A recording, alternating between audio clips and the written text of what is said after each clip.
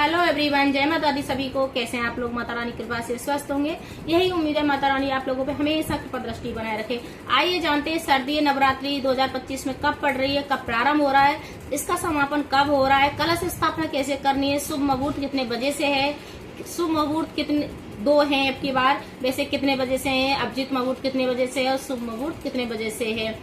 मतलब जो नवरात्रों का जो सामान लाना है वो कब लेके आ सकते हैं, बाल कब धोने हैं हमें, और अष्टमी कब पड़ रही है, इसका पारण कब करना है, और अब की बार कितने दिन के नवरात्रा मनाए जाएंगे, इसी टॉपिक पर मेरा वीडियो है। बहुत लोगों को नहीं पता होता है कि हमें सामान किस दिन खरीदना चाहिए और कैसे खरीदना चाहिए। आइए जानते हैं। नवरात्रि के कुछ नियम होते हैं, वो भी फॉलो करने होते हैं, तो उसके बारे में आपको मैं बता देती हूँ। सबसे पहले शारदीय नवरात्रि 2025 में 22 सितंबर से प्रारंभ हो रही है और 2 अक्टूबर का इसका समापन हो रहा है। क्योंकि जो व्रत 9 दिन का व्रत रखेंगे तो पारण हमारा अब की बार 10 दिन का व्रत है। पहले तिथि अब की बार 2 पड़ रही है, तो जो तृतीया जो चंद्र घंटा जो माता है उनकी अब की बार 2 बार पूजा होगी।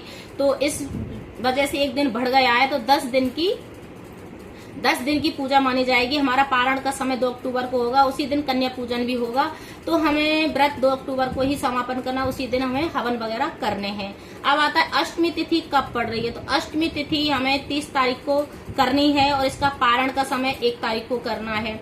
और सबसे मेन चीज होता है कि जो व्रत रखते हैं उस तारीख में, तो किस तारीख को हमें अष्टमी पड़ रही है, किस दिन नवमी पड़ रही है। तो बहुत लोग 22 तारीख का भी व्रत रखेंगे, बहुत लोग मतलब लास्ट में जो 1 तारीख होती है नवमी तिथि का भी व्रत रखते हैं, बहुत लोग अष्टमी का भी रखते हैं। तो बहुत लोग आगे पीछे के जो व्रत करते हैं तो उनको कैसे कर सकते हैं। आपकी जैसे 22 का 30 का व्रत रख सकते हैं और नवमी को कन्या पूजन कर सकते हैं।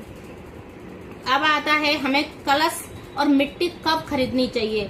तो अब उस दिन रविवार पड़ रहा है, जो पितृ अमावस्या उस दिन समापन होगा।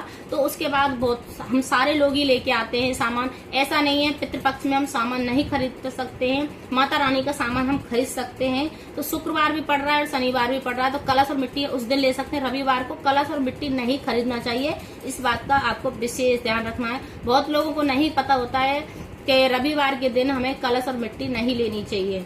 अब बहुत लोगों को नहीं होता है इस चीज का पता। और फोटो जो फ्रेम होता है हमारा, जो माता रानी का हम फोटो लेके आते हैं या मूर्ति लेके आते हैं, वो कौन सी फोटो फ्रेम होनी चाहिए। तो वो फोटो फ्रेम हमारा जो शेर का जो मुख होता है वो खुला होना नहीं चाहिए, वो बंद मुंह वाला होना चाहिए, जिससे क्या माता रानी की कृपा दृष्टि बनी रखे और वो हमारे घर के लिए अच्छी मानी जाती है।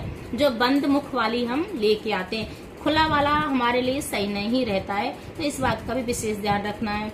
और उस दिन गंगा जल लेके आनी है। तो गंगा जल से क्या, अमावस्या की जो तिथि है उसको समापन पितरों को विदा करने के बाद हमें अपने घर की साफ सफाई करनी है, क्यों माता रानी का आगमन होने वाला है, और अपने मंदिर की साफ सफाई करनी है। पूरे घर को गंगा जल से छिड़कना है, साफ सफाई करके मंदिर को साफ सफाई करना है। फिर हमें कलश मतलब पीतल का भी ला सकते हैं, मिट्टी का भी ला सकते हैं और तांबे का भी ला सकते हैं, जिसकी जैसी सामर्थ्य उस हिसाब से ला सकते हैं। पर मिट्टी का कलश सबसे अच्छा माना जाता है, तो मिट्टी का कलश लाएं तो सबसे अच्छा माना जाता है। जैसी जिसकी सामर्थ्य, जैसी जिसकी इच्छा है वो इस हिसाब से ला सकता है, पर संडे के दिन नहीं लाना चाहिए कलश। और सबसे मेन चीज हो जाए, नवरात्रि के लिए बहुत लोगों को पूछते हैं कि हमें क्या नियम फॉलो करने होते हैं। तो बहुत लोग शैम्पू, क्रीम वगैरह, तेल वगैरह लगाते हैं, बहुत लोग नहीं लगाते हैं। जिसके जहाँ जैसी रिवाज है उस हिसाब से कर सकते हैं, क्योंकि बहुत लोग तो बिल्कुल भी नंगे पैर रहते हैं, बालों में कंघी तक नहीं करते हैं।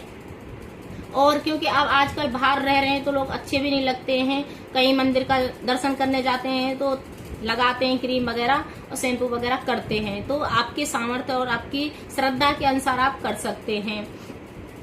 और माता रानी का स्वागत हमें धूमधाम से करना है, तो इसकी अच्छे से तैयारी करनी है, फूल वगैरह लगाने, कलश की स्थापना करनी है। और जैसे कलश का शुभ मुहूर्त कितने बजे से है, तो शुभ मुहूर्त 6:09 पे प्रारंभ हो रहा है और 8:05 तक का इसका समापन होगा। तो इस बीच में आप कलश स्थापना कर सकते हैं। और जो अभिजीत मुहूर्त है वो 11:49 पे प्रारंभ होने वाला है और 12:38 पे इसका समापन हो जाएगा। तो जो आपको बेस्ट लगे उस मुहूर्त में आप कलश की स्थापना कर सकते हैं, माता रानी का आगमन कर सकते हैं। अब आता है कि हमें बाल कब धोने चाहिए।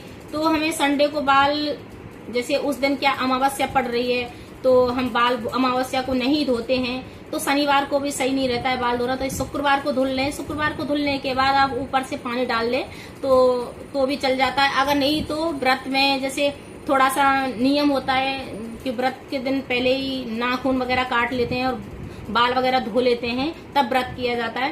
नहीं तो उस दिन भी आप जब सुबह माता रानी का आगमन करेंगे तब भी हम शैम्पू करके बुला सकते हैं, क्योंकि हमें प्याज लहसुन खा लेते हैं, बहुत लोग नहीं खा रहे हैं, पितृपक्ष में बहुत लोग खा लेते हैं, तो हमें शैम्पू तो करना होता है। इस प्रकार से आप कर सकते हैं। उसमें थोड़ी सी हल्दी लगा ले अपने बालों में या दही लगा लें, तब आप बाल धुल सकते हैं। जो दोष होता है वो निकल जाता है, इससे हमारा दोष से हम बच जाते हैं।